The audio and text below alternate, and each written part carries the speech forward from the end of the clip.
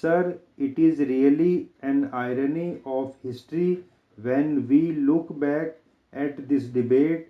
We will definitely wonder that we were discussing the Constitution Day for 2 days, and immediately after that, we are discussing intolerance in India.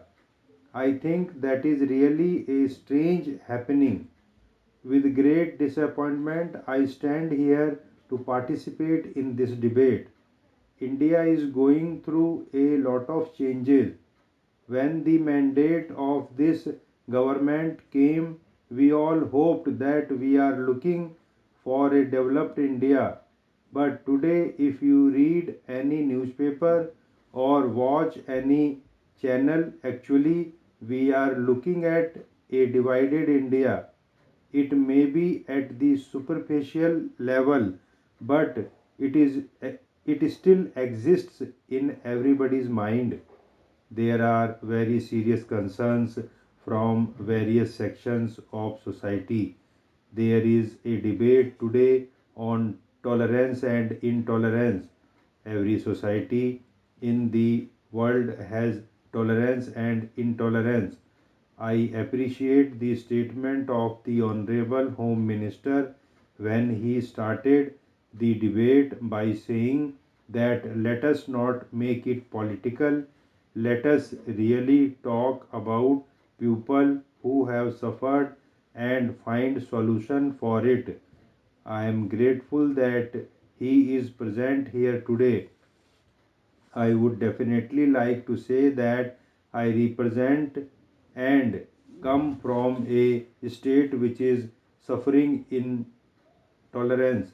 Intolerance does not have to necessarily mean bloodshed and death like it unfortunately happened in Uttar Pradesh. In Maharashtra, we are very proud of our tradition.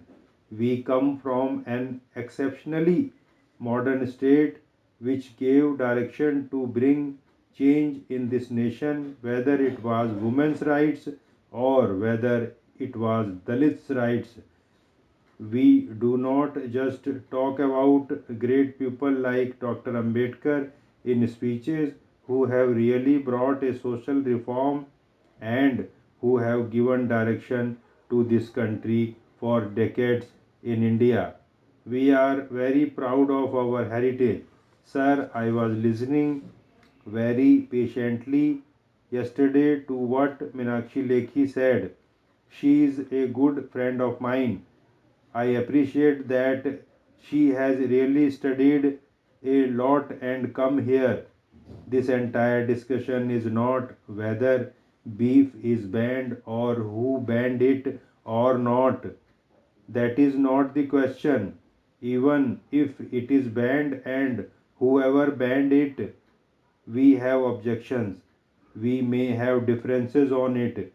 I appreciate that Honorable Minister got up and clarified that he has no objection. Each one should eat whatever one likes and live in whichever state one likes to live in. In Maharashtra, it is banned, but in Goa, it is not banned. So, Maharashtrians can go to Goa and eat it, which is also fine with us. But what really happens in this banning is that when they all make such progressive statements, I think this is the time you really need to rise to the occasion and tell the nation that this is an opportunity that you have to clean up everything. This is an opportunity for them because they keep talking about smart cities. We are happy if you are making all our cities smart. We are very happy if you are making India digital. But do the issues like beef ban and Ghar Wapsi really come in digital India and modern India that you keep dreaming of? You take us on this beautiful dream. You took this whole nation on the dream. I think the time has come when you put your heart to where your mouth is and where deliver the results that you are committed to.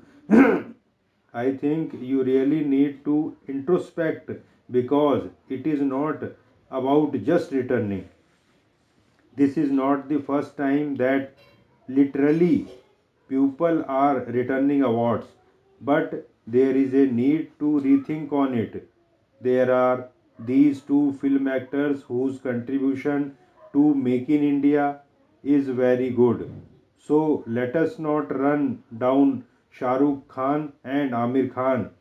They have contributed substantially globally for India.